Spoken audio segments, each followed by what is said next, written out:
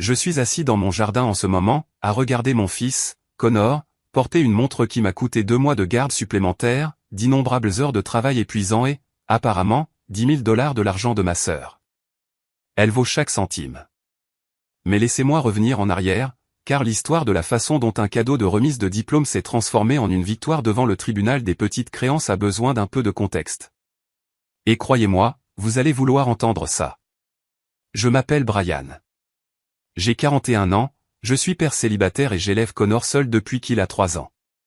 Sa mère a décidé que la maternité n'était pas sa vocation et a déménagé en Arizona pour se trouver. Aux dernières nouvelles, elle a trouvé un instructeur de yoga nommé Travis et une multipropriété la Sedona. Super. Connor et moi nous en sommes très bien sortis sans elle. Je travaille comme électricien principalement sur des chantiers commerciaux. Le genre de travail où l'on est debout à 5 heures du matin, couvert de poussière de cloisons sèches dès 7 heures, et pas rentré avant 18 heures si on a de la chance. C'est un travail honnête. Ça paie les factures, ça met de la nourriture sur la table, ça garde les lumières allumées au sens propre comme au figuré. Connor a 17 ans maintenant. Enfin, 18 depuis le mois dernier. Et laissez-moi vous dire quelque chose sur mon gamin, il a mérité tout ce qu'il a jamais obtenu. Je ne suis pas l'un de ces pères qui pensent que leur enfant marche sur l'eau juste parce qu'ils partagent le même ADN. Mais Connor est légitimement exceptionnel. Des apartous au lycée, pas le genre de notes obtenues parce que les parents ont soudoyé le prof, mais le genre est resté éveillé jusqu'à minuit pour étudier le calcul. Il a travaillé à temps partiel dans une épicerie depuis sa 2e année, emballant des provisions et gérant des clients qui hurlent pour des coupons périmés. Il a obtenu une bourse d'études complète pour l'université d'État, 60 000 $ sur 4 ans. J'ai pleuré quand il me l'a dit genre, de gros sanglots sur le parking du Costco pendant qu'il me tapotait maladroitement l'épaule en disant « Papa, les gens regardent ». Alors, quand la remise des diplômes est arrivée, je voulais faire quelque chose de spécial. Quelque chose qui dise « Je te vois. Je vois à quel point tu as travaillé dur. Je suis fier de toi. » J'ai commencé à faire des recherches sur les montres. Non pas parce que je suis un mordu de montre, je porte une Casio à 30 $ qui a survécu à 3 changements de pile et à un incident de machine à laver, mais Connor avait mentionné une fois, en passant, qu'il aimait les montres. Il trouvait sa classe. J'ai trouvé une Seiko Présage. Une pièce magnifique. Cadran bleu, bracelet en cuir, mouvement automatique. Le genre de montre qui a l'air d'en coûter 5 000, mais qui en vaut en fait environ 2 000 $. C'est quand même bien plus que ce que j'avais jamais dépensé pour quoi que ce soit qui ne soit pas un loyer ou une voiture d'occasion. Mais Connor le méritait. J'ai donc pris toutes les heures supplémentaires possibles, les week-ends, les nuits tardives, les boulots dont personne ne voulait parce qu'il fallait ramper dans des greniers en juillet ou recabler des panneaux de sous-sol qui sentaient le rat mort. Je parle de semaines de 60, parfois 70 heures. Mon dos me faisait mal. Mes genoux me faisaient mal. Je me suis endormi sur le canapé plus de soirs que je ne peux en compter, portant encore mes chaussures de sécurité. Mais 2 mois plus tard, j'avais l'argent. Je suis entré dans cette bijouterie, j'ai désigné la montre dans la vitrine et j'ai dit, celle-là. La vendeuse a souri. Occasion spéciale? Mon fils termine le lycée. Bourse complète. Il a de la chance de vous avoir. J'ai payé en liquide. Je l'ai regardé l'emballer dans cette boîte élégante avec le ruban. Je l'ai transportée comme si elle était en verre. Maintenant, c'est ici que ma sœur, Michelle, entre en scène. Michelle a 3 ans de plus que moi, et toute notre enfance peut se résumer en une phrase, elle avait tout, j'avais les restes. Des vêtements neufs? Michelle les avait d'abord, j'avais ceux de seconde main de notre cousin. Un fonds pour l'université? Michelle en a eu un, j'ai eu une table dans la main et l'école de métier, c'est pas mal non plus. Soutien émotionnel? Michelle a eu une thérapie quand elle était stressée, on m'a dit de m'endurcir. Ne vous méprenez pas, je ne suis pas amer. J'ai fait la paix avec ça il y a des années. Michelle était l'enfant chéri, c'était juste la dynamique familiale. Mais ce avec quoi je ne pouvais pas faire la paix, c'était la façon dont elle élevait sa fille, Brie. Brie a 19 ans maintenant. Elle a abandonné le collège communautaire après un semestre parce que les cours étaient trop tôt et que les professeurs ne comprenaient pas son énergie créative. Elle vit chez Michel depuis lors. Pas d'emploi, pas de projet, juste une rotation de commandes de café onéreuses et de selfies Instagram avec des légendes comme « Vivre ma vérité ». Et Michel encourage tout cela. Elle se cherche, tout simplement, dit toujours Michel. Elle traverse une crise de quart de vie. Le chemin de tout le monde n'est pas le même, Brian. Bien sûr, mais le chemin de la plupart des gens implique, genre, d'essayer. Le contraste entre Brie et Connor ne pourrait pas être plus frappant. Connor faisait parfois de garde à l'épicerie avant l'école, Brie ne pouvait pas prendre la peine de remplir une demande d'emploi. Mais selon ma mère, qui vit à 20 minutes et a des avis sur tout, Brie était sensible et avait besoin de soutien. Peu importe.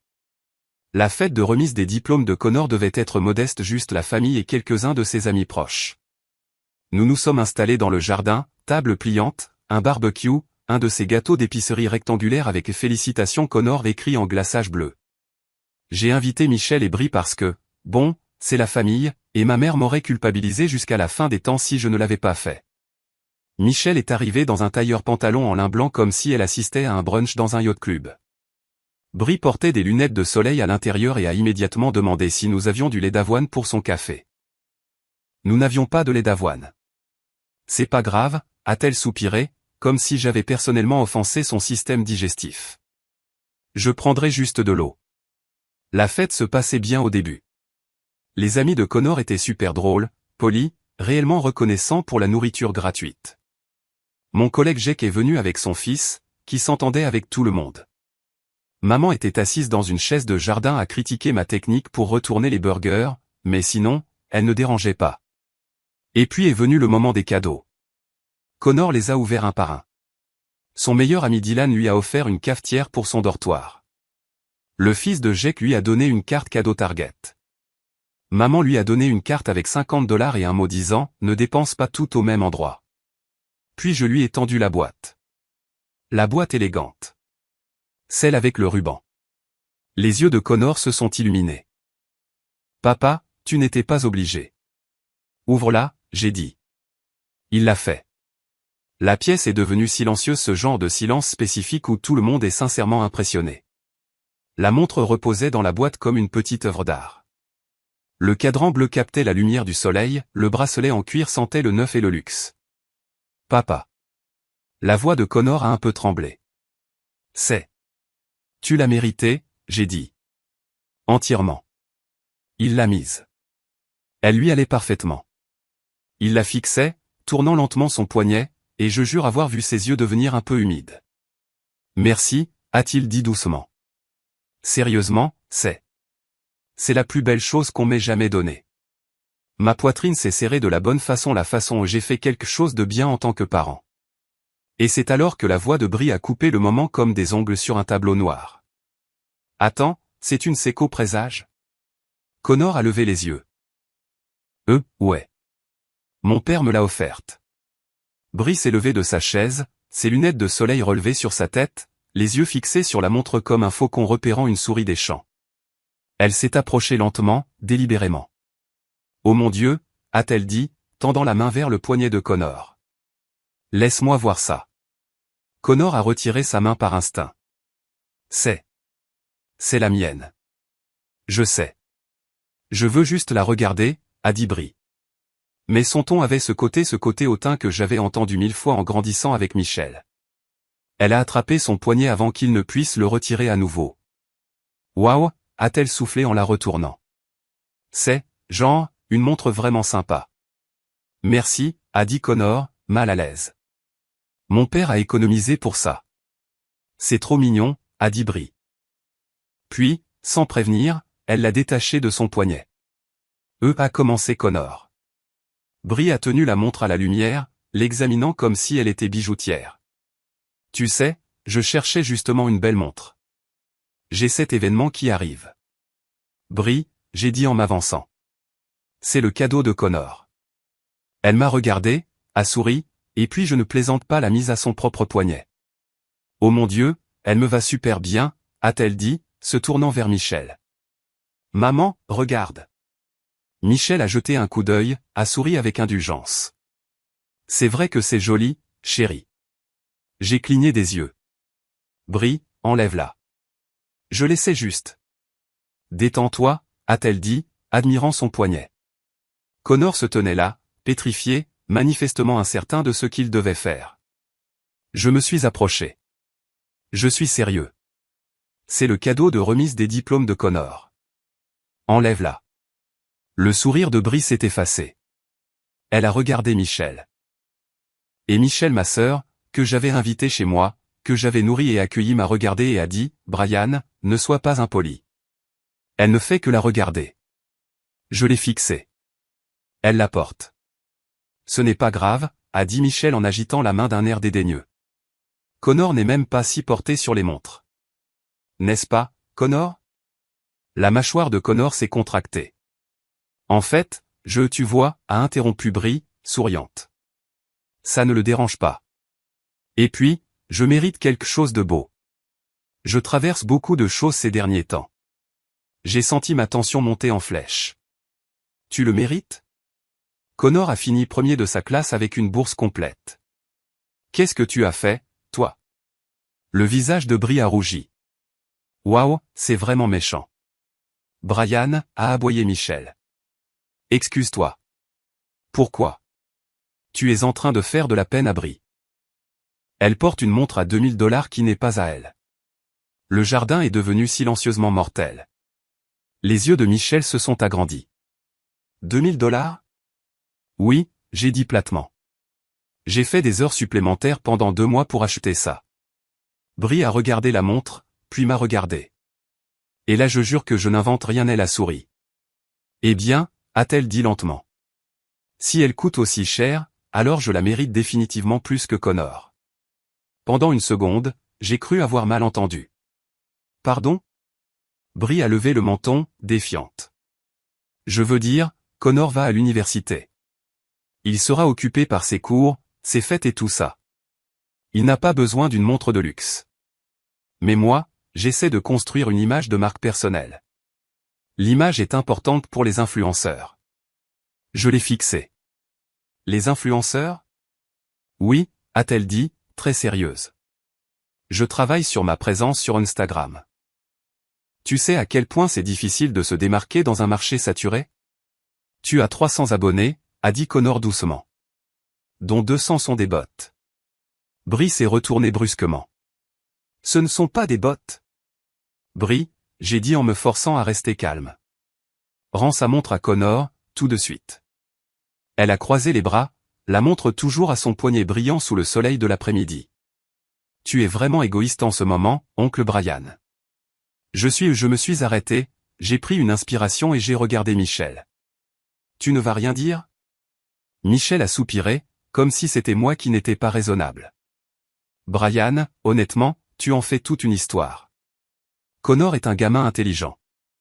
Il va très bien réussir à l'université. Il n'a pas besoin de choses matérielles pour se valoriser. Ce n'est pas une question de valorisation, j'ai dit. C'est le fait que je l'ai acheté pour lui avec mon argent. L'argent ne fait pas tout, a dit Michel sur ce ton condescendant qu'elle avait perfectionné au fil des ans. Alors ça ne te dérangera pas de me rembourser les 2000 $ que Brie porte actuellement? Le visage de Michel s'est durci. Ce n'est pas juste. Rien de tout cela n'est juste, j'ai lâché. Connor s'est tué à la tâche pendant 4 ans. Brie a abandonné après un semestre et n'a pas eu de boulot depuis. Et bizarrement, c'est elle qui mérite son cadeau de remise de diplôme. Tu ne comprends pas la pression qu'elle subit, a dit Michel en haussant le ton. Elle essaie de trouver un sens à sa vie. Tout le monde n'a pas une feuille de route toute tracée comme Connor. Connor n'a rien reçu de tout tracé. Il l'a mérité. Ma mère, qui était restée silencieuse jusque-là, a fini par prendre la parole. Brian, mon chéri, calme-toi. Tu te donnes en spectacle. Je me suis tourné vers elle, incrédule. Je me donne en spectacle? Oui, a-t-elle dit simplement. C'est juste une montre. Brie fait partie de la famille. Tu ne peux pas partager? Je ne peux pas. Je me suis arrêté. J'ai regardé autour du jardin. Connor, qui semblait vouloir s'enfoncer sous terre. Ma mère, qui pensait manifestement que je réagissais de façon excessive. Michel, qui avait les bras croisés comme si elle avait déjà gagné. Et Brie, qui admirait la montre à son poignet comme si elle lui avait toujours appartenu. Quelque chose en moi a craqué. Pas d'une façon bruyante à crier ou à jeter des objets. Mais d'une façon froide, calme, genre j'en ai fini avec ça. J'ai marché vers Brie. Donne-moi la montre. Elle a fait un pas en arrière. Non. Brie, je ne te demande pas ton avis. Tu ne peux pas me l'arracher comme ça, a-t-elle dit, tenant son poignet à l'écart. Elle n'est pas à toi. Elle n'est plus à toi non plus. Tu l'as donnée à Connor, et il s'en fiche d'ailleurs. J'ai regardé Connor. Sa mâchoire était crispée, ses poings serrés sur les côtés. Il ne s'en fichait pas. Il ne savait juste pas comment se battre contre quelqu'un comme Brie, qui avait passé toute sa vie à obtenir ce qu'elle voulait en faisant des caprices. Connor, j'ai dit doucement. Est-ce que tu veux récupérer ta montre? Il a hoché la tête une fois. Fermement. J'ai tendu la main vers Brie. Dernière chance. Elle a regardé Michel. Maman. Et Michel. Dieu, je n'oublierai jamais ça. Michel a ri. Pas un rire nerveux. Un rire sincère, amusé. Brian, tu es ridicule, a-t-elle dit en secouant la tête. C'est une montre. On dirait qu'elle a volé les joyaux de la couronne. Elle l'a bel et bien volée, j'ai dit platement. Directement au poignet de mon fils. Je ne l'ai pas volée, a protesté Brie. Je l'essaie juste. Pendant combien de temps, j'ai répliqué. Pour toujours. Le visage de Brie a rougi. Tu sais quoi? Très bien. Je devrais peut-être la garder parce que visiblement Connor ne l'apprécie pas. Il n'a même pas pu la porter 5 minutes, j'ai hurlé. Eh bien, peut-être que si tu l'avais élevée pour être moins matérialiste. C'est là que j'ai tendu la main vers son poignet. Pas agressivement, juste fermement. J'ai saisi son bras doucement, je le jure, et j'ai commencé à essayer de détacher la montre. Lâche-moi, a hurlé Brie, en dégageant son bras d'un coup sec. Rends-la. Maman. Michel a bondi de sa chaise. Brian, retire tes mains de ma fille. Dis à ta fille de rendre la montre à $2000 qu'elle est en train de voler. Nous étions dans une impasse totale. Brie serrant son poignet. Moi debout devant elle. Michel arrivant furieuse. Connor figé. Ma mère demandant à tout le monde de se calmer. C'est une agression, a crié Brie. C'est un vol, j'ai crié en retour. Michel m'a attrapé par l'épaule, essayant de me reculer. Tu lui fais peur. C'est elle qui me fait peur.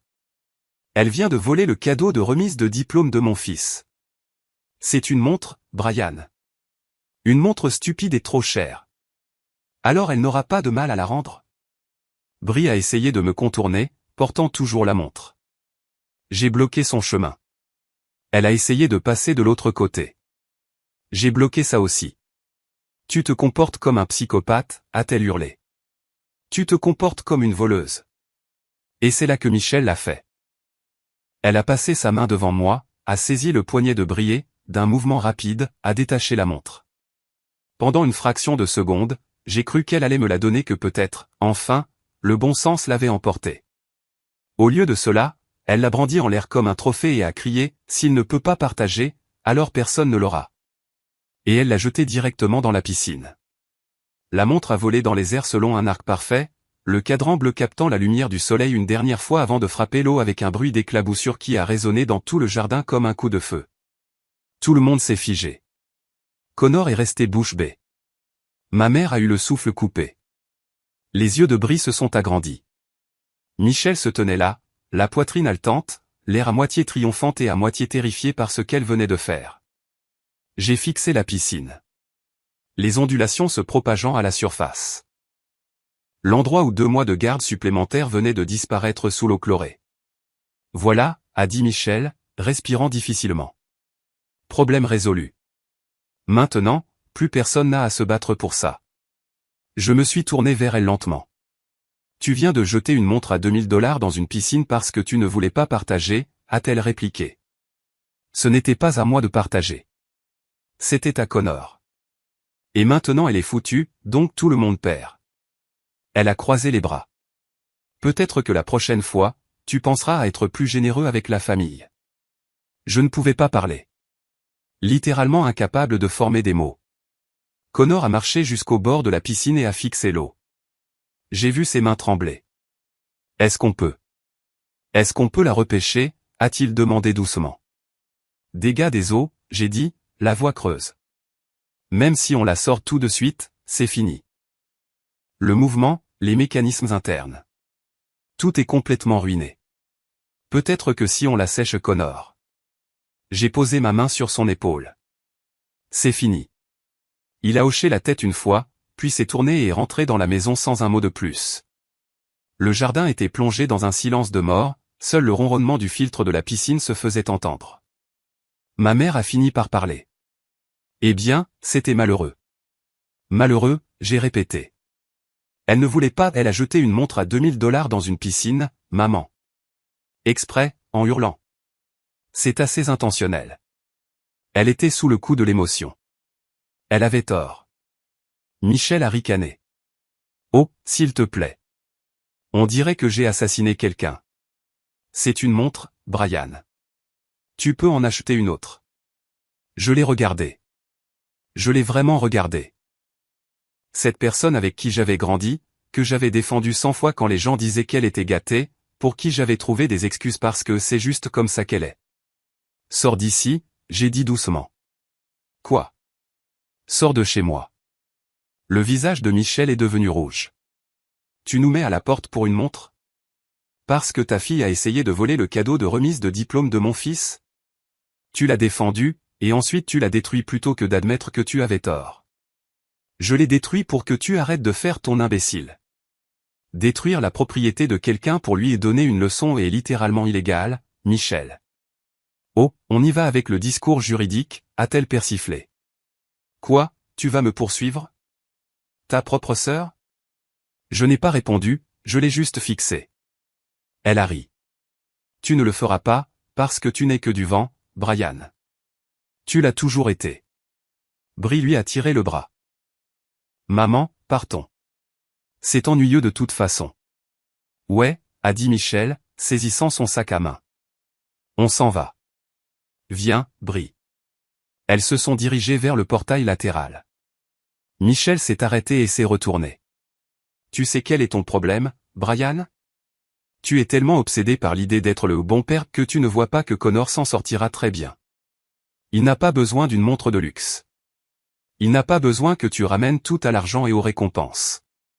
Et Bri n'a pas besoin que tu trouves des excuses pour son comportement, j'ai dit calmement. Mais nous en sommes là. Son visage s'est tordu. Ne t'avise pas de critiquer mon éducation. Alors ne détruis pas la propriété de mon fils. Elle a ouvert la bouche, l'a refermée, s'est détournée et est sortie précipitamment, Bri sur ses talons déjà sur son téléphone. Le portail a claqué. Ma mère s'est levée lentement. Brian, mon chéri, ne. J'ai dit, c'est ta sœur. La famille ne jette pas 2000 $ dans une piscine parce qu'elle fait un caprice. Elle était bouleversée. Connor aussi. Tu as vu son visage? Maman a regardé vers la maison et a soupiré. Il s'en remettra. Vraiment, j'ai demandé. S'en remettra-t-il de voir sa tante voler son cadeau de remise de diplôme, sa grand-mère me dire de laisser faire, puis sa tante le détruire plutôt que de le rendre? Elle n'a pas répondu. C'est bien ce que je pensais, j'ai dit. Elle a ramassé ses affaires en silence. J'espère que tu ne feras rien d'irréfléchi. Comme quoi? Comme. Je ne sais pas garder rancune, provoquer un drame. J'ai ri. Ce n'était pas un son joyeux. Maman, Michel a jeté une montre dans une piscine et tu t'inquiètes que ce soit moi qui provoque un drame? Elle est partie sans un mot de plus. La fête était finie. Les amis de Connor sont sortis maladroitement, marmonnant des condoléances. Jake m'a tapé sur l'épaule et a dit, c'était dingue, mec. Dis-moi si tu as besoin de quoi que ce soit. Je suis resté seul dans le jardin, fixant la piscine. Puis je suis entré. Connor était dans sa chambre, porte fermée. J'ai frappé doucement. Ouais. J'ai ouvert. Il était assis sur son lit, fixant le vide. Et, j'ai dit. Et? Ça va? Il a haussé les épaules. Je veux dire, ouais. C'est juste une montre, non? Non, grand-mère avait raison. C'est juste un objet. Je ne devrais pas être triste pour un objet. Je me suis assis à côté de lui. Tu as le droit d'être triste. C'est juste que sa voix a tremblé. Je l'aimais vraiment, papa. Genre, vraiment beaucoup. Et je n'ai même pas pu la porter 10 minutes avant qu'elle ne la prenne. Je sais. Et puis grand-mère a agi comme si j'étais égoïste de vouloir la récupérer. Je sais. Et puis tante Michel l'a juste jetée comme si ça n'avait aucune importance. Il m'a regardé, les yeux rouges. Est-ce que j'ai fait quelque chose de mal? Ma poitrine s'est serrée. Non. Pas du tout. Alors pourquoi ont-elles agi comme si je ne la méritais pas? Je n'avais pas de réponse. Pas une qui ne le rendrait plus en colère. Ils ont tort, ai-je fini par dire. À ton sujet, au sujet de la montre, à propos de tout ça. Il a hoché la tête mais n'avait pas l'air convaincu. Je me suis levé. Je reviens tout de suite. Je suis allé dans ma chambre, j'ai sorti mon téléphone et j'ai pris une photo du reçu de la montre. Je l'avais gardé dans mon portefeuille au cas où quelque chose arriverait et que j'aurais besoin d'utiliser la garantie. 2043 $ plus taxes. Ensuite, j'ai cherché sur Google quelque chose que je n'aurais jamais pensé chercher, peut-on poursuivre un membre de sa famille pour destruction de biens? La réponse, s'avère-t-il, était oui. Il s'avère que poursuivre quelqu'un pour destruction intentionnelle de biens est d'une simplicité choquante. J'ai passé toute la nuit à faire des recherches. Connor s'était couché tôt, ou du moins il était allé dans sa chambre tôt. Je l'ai entendu bouger jusqu'à passer minuit. Je ne pouvais pas lui en vouloir. J'étais assis à la table de ma cuisine avec mon ordinateur portable, un bloc-notes et une tasse de café devenue froide depuis 2 heures. Internet, malgré tout son chaos, avait des réponses. Cours des petites créances. Réclamation maximale dans notre État, 10 000 $. Frais de dépôt, environ 75 $. Aucun avocat n'est requis, bien que l'on puisse en amener un si on le souhaite. Et les critères étaient assez simples, il fallait prouver que l'on possédait le bien, que le bien avait été endommagé ou détruit, que l'autre personne l'avait fait intentionnellement ou par négligence, et que l'on avait subi une perte financière. Le reçu?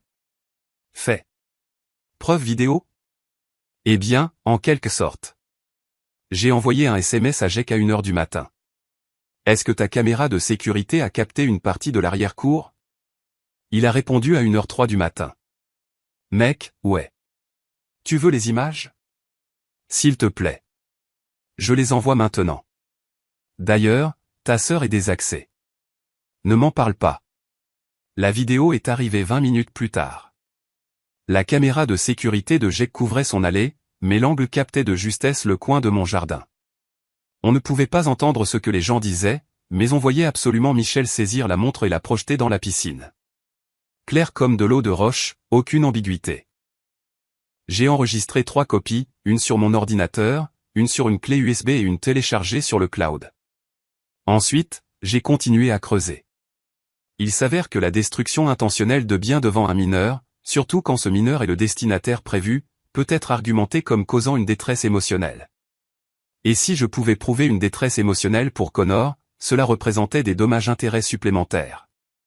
J'ai ouvert un document Word et j'ai commencé à taper « Dommages, montre, 2043 détresse émotionnelle pour un enfant mineur ».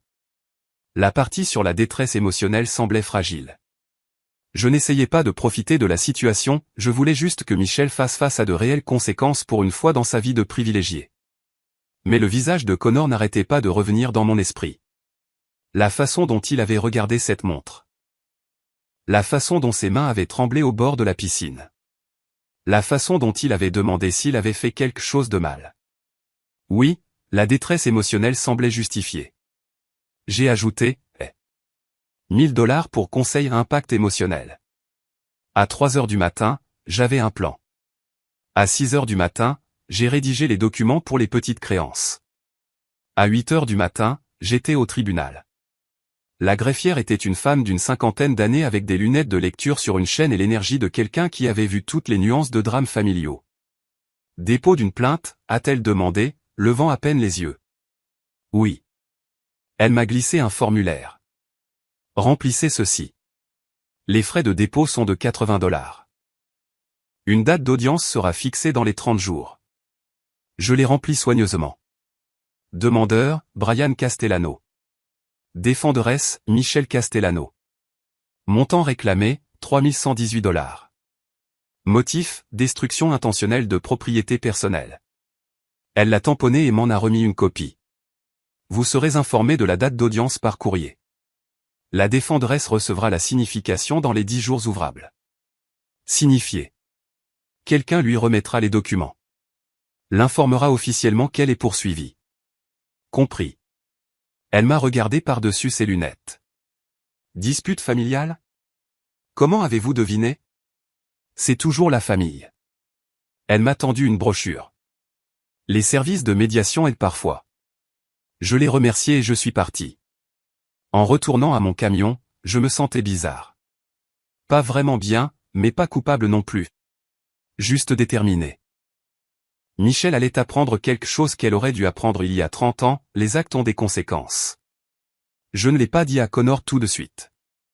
Je ne voulais pas qu'il se sente responsable ou qu'il ait l'impression de devoir défendre ma décision. Mais 3 jours plus tard, lorsque l'huissier s'est présenté chez Michel avec les papiers du tribunal, elle a pris la décision pour moi. Mon téléphone a explosé à 11 heures. 6 appels manqués de Michel, 4 de ma mère, 2 SMS de Brie, c'est quoi ton problème? J'étais sur un chantier pour recabler une cuisine commerciale. Je les ai ignorés jusqu'au déjeuner. Puis j'ai rappelé Michel. Elle a décroché à la première sonnerie, la voix tremblante de rage. Tu plaisantes là? Salut, Michel. Tu as reçu les papiers. Tu me poursuis? Ta propre sœur? Ouais. Pour une montre? Pour une montre de 2000 $ que tu as intentionnellement détruite. Oui. C'est de la folie. Tu ne peux pas maman, il est vraiment en train de... J'ai entendu un remue-ménage, puis la voix de ma mère en arrière-plan, laisse-moi lui parler. Non, a crié Michel. C'est moi qui lui parle. Brian, tu as perdu la tête. Je suis en fait assez calme.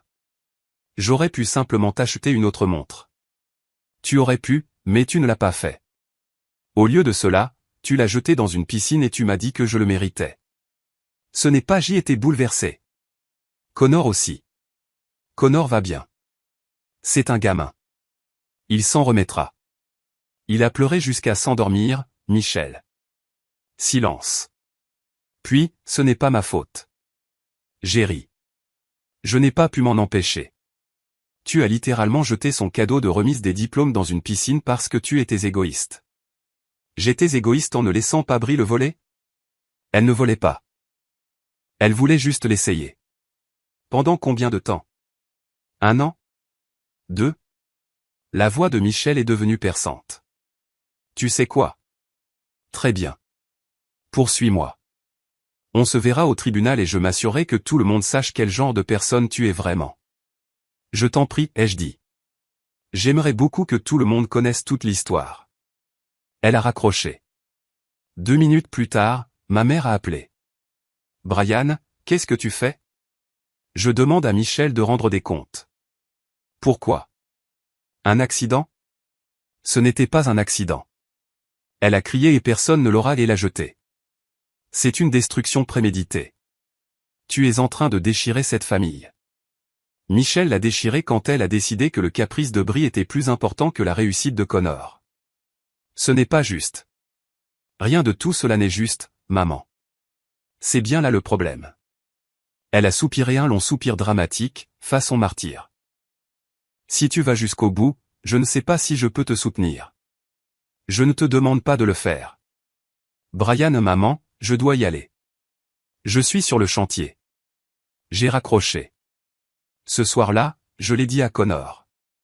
Nous mangions de la pizza à emporter dans le salon, notre tradition d'après-chaos. Il avait été silencieux toute la semaine, faisant les choses par automatisme mais n'étant pas vraiment présent. Alors, ai-je dit, en posant ma part. Je dois te dire quelque chose.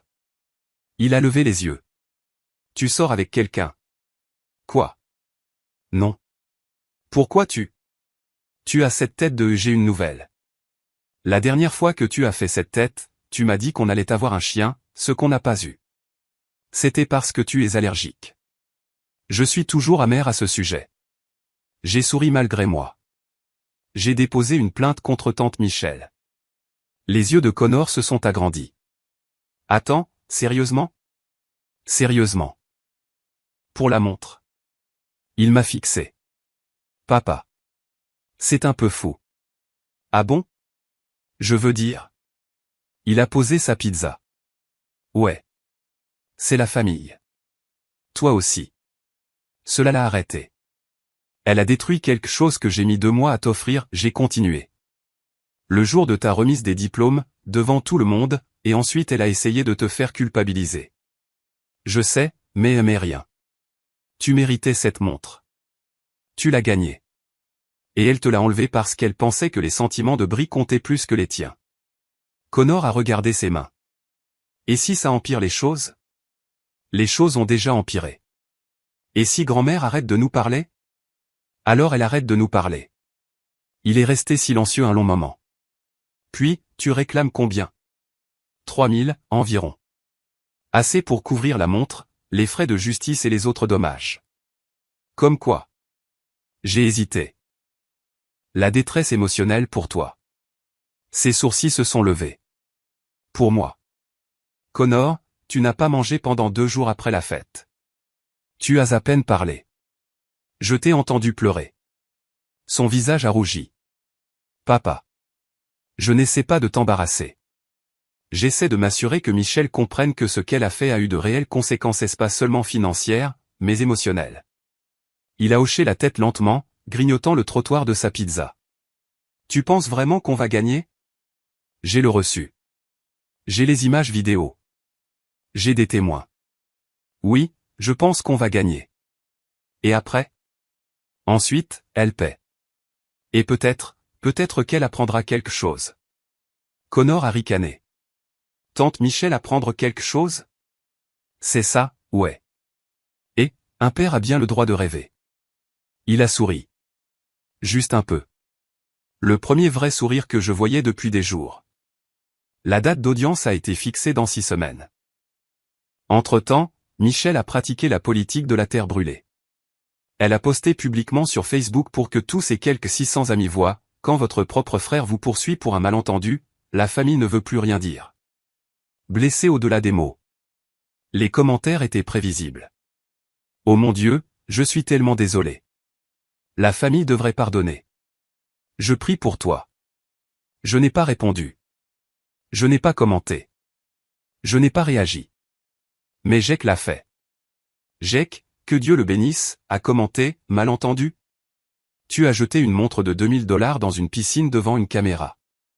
Ce n'est pas un malentendu. C'est une destruction de propriété. Le chaos s'est ensuivi. Les gens ont commencé à poser des questions. Michel a essayé de déformer les faits, disant qu'elle avait paniqué et qu'elle ne voulait pas le faire, et que Brian surréagissait. Puis quelqu'un a demandé, pourquoi Brie portait-elle la montre de Connor au départ? Michel n'a pas répondu à celle-là. Un jour plus tard, quelqu'un d'autre des mères des amis de Connor a posté un commentaire, j'étais à cette fête. Brie a littéralement enlevé la montre du poignet de Connor. Michel en a ri. Plus de questions ont suivi, plus de gens demandant la version de Michel. Michel a supprimé le post. Trop tard. Les captures d'écran sont éternelles. 2 semaines avant l'audience, j'ai reçu un SMS d'un numéro inconnu. C'est Brie. Tu ruines la vie de ma mère pour un truc stupide. J'espère que tu es content. Je n'ai pas répondu. Elle en a envoyé un autre, Connor ne voulait même pas tant que ça cette montre. J'ai bloqué le numéro. 1 semaine avant le tribunal, ma mère a rappelé. Brian, s'il te plaît, abandonne ça. Non. Michel est prête à s'excuser. Génial.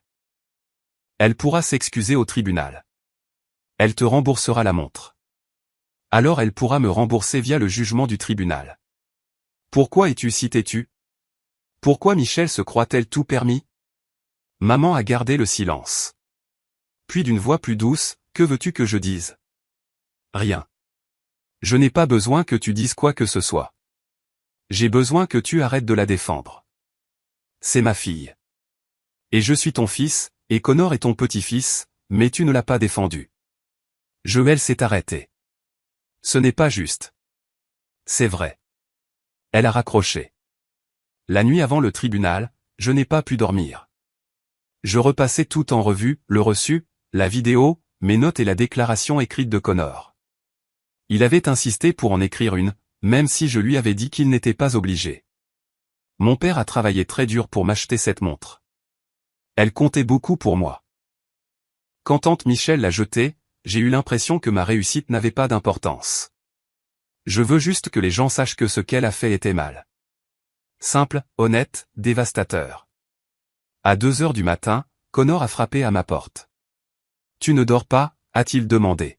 « Non. »« Et toi ?»« Non plus. » Nous nous sommes assis dans le salon. Nous n'avons pas beaucoup parlé. Nous existions juste dans le même espace. Finalement, Connor a dit « Merci. » Pourquoi? Pour ne pas avoir laissé tomber. Je l'ai regardé, ce gamin qui avait travaillé si dur, qui avait mérité tout ce qu'il avait, qui méritait mieux que ce que ma famille lui avait donné. On ne remercie pas quelqu'un parce qu'il fait ce qui est juste, ai-je dit. Quand même. Merci. L'audience était à 9 heures. Nous y étions à 8h30. Michel est arrivé à 8h55 avec ma mère à sa suite, toutes deux habillées comme si elles allaient à un enterrement. Michel évitait mon regard. L'huissier nous a appelés à 9h07. Et c'est là que les choses sont devenues intéressantes. La salle d'audience était plus petite que ce à quoi je m'attendais. Des néons, des chaises en plastique et une juge qui avait l'air d'avoir vu 1000 petits litiges avant le petit déjeuner. Michel était assise du côté de la défense avec ma mère, toutes deux en blazer sombre comme si elles assistaient à une réunion d'affaires. Michel n'arrêtait pas de chuchoter à maman, qui continuait de secouer la tête. Connor était assis à côté de moi, portant la seule chemise boutonnée qu'il possédait, les mains croisées. Silencieux. La juge, Patricia Valdez, selon la plaque nominative, a regardé ses notes, puis nous. Castellano contre Castellano, a-t-elle dit platement. Litige familial au sujet de biens détruits. Monsieur Castellano, vous êtes le demandeur. Oui, votre honneur. Madame Castellano, vous vous représentez vous-même. Michel s'est levé maladroitement. Oui, votre honneur. Asseyez-vous. Michel s'est assise. Monsieur Castellano, présentez votre cas. Je me suis levé, j'ai sorti mon dossier, les mains fermes, la voix assurée. Votre honneur, le 8 juin de cette année, j'ai offert à son fils Connor un cadeau de remise des diplômes, une montre Seiko présage d'une valeur de 2043 $. J'ai le reçu ici. Je l'ai remis à l'huissier, qui l'a passé à la juge. Elle y a jeté un coup d'œil et a hanché la tête. Pendant la fête de remise des diplômes, ma nièce, la fille de Madame Castellano, a retiré la montre du poignet de Connor sans permission.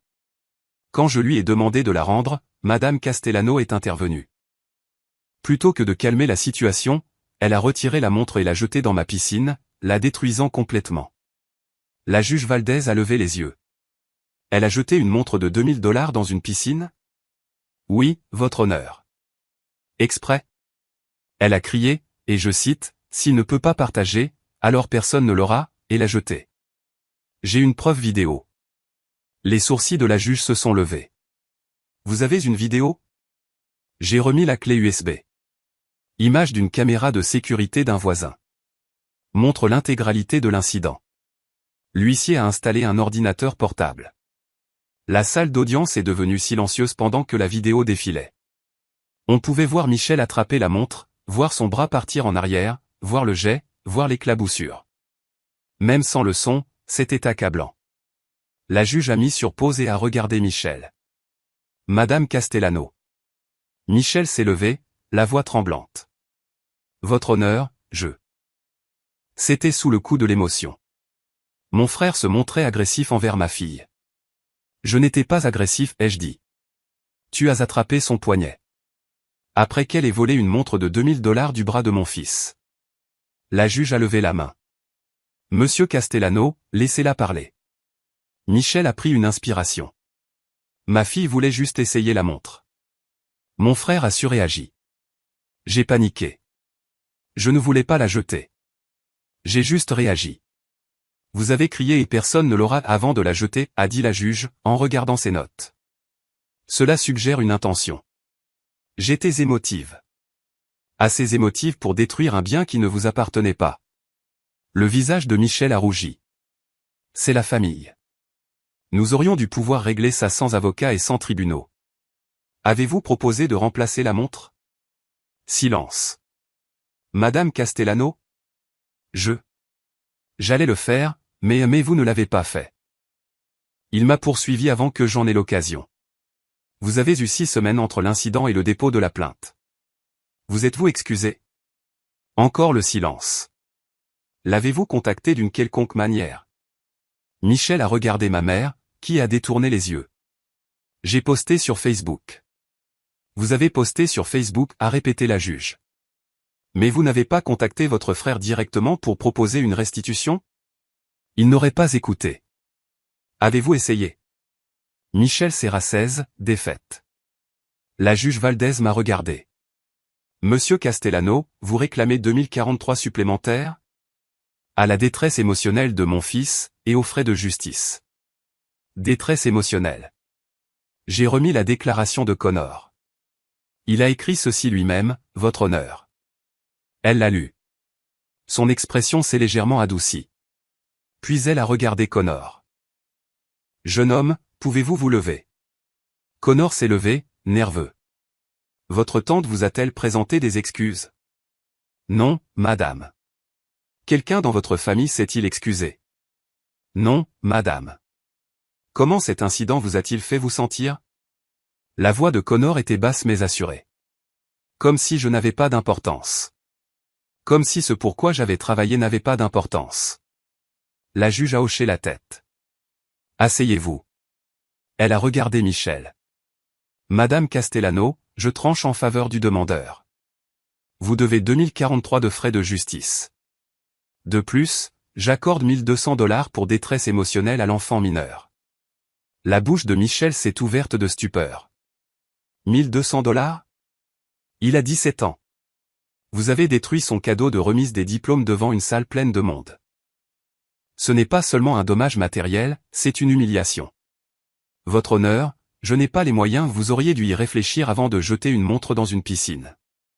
La juge a signé quelque chose. Jugement total, $3323.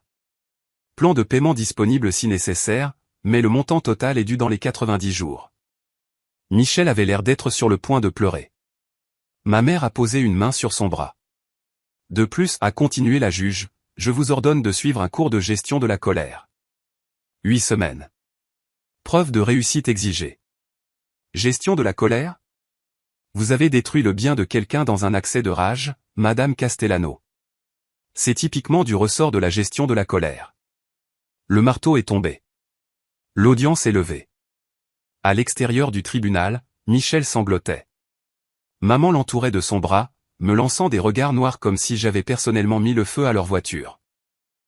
Je suis passé devant elle vers le parking. J'espère que tu es content, a crié maman. Je me suis arrêté et me suis retourné. Je ne suis pas content, maman. Je n'en peux plus d'être celui qui doit encaisser le mauvais comportement de tout le monde. C'est ta sœur. Et Connor est mon fils, à qui tu as dit de s'en remettre quand son cadeau de remise des diplômes a été détruit. Le visage de maman s'est décomposé. Je n'ai jamais dit ça. Tu as dit que c'était juste une montre. C'est la même chose. Je suis monté dans mon camion. Connor est monté à côté de moi. Alors que nous nous éloignions, j'ai vu Michel penché en deux, les mains sur les genoux, pleurant toujours, et maman lui frottant le dos. Tu te sens mal, a demandé Connor. Un peu, ai-je admis. Mais pas assez pour le regretter. Tant mieux. 2 semaines plus tard, le premier paiement de Michel est arrivé, $700. Le plan de paiement qu'elle avait mis en place signifiait qu'elle me paierait mensuellement pendant les 5 prochains mois. Chaque paiement ressemblait à une petite victoire. Mais la vraie victoire est survenue 3 jours après la décision du tribunal. J'ai emmené Connor dans la même bijouterie. La vendeuse m'a reconnu. Déjà de retour? Besoin d'une autre montre, ai-je dit. Son visage s'est assombri. Oh non, qu'est-il arrivé à la première? Longue histoire.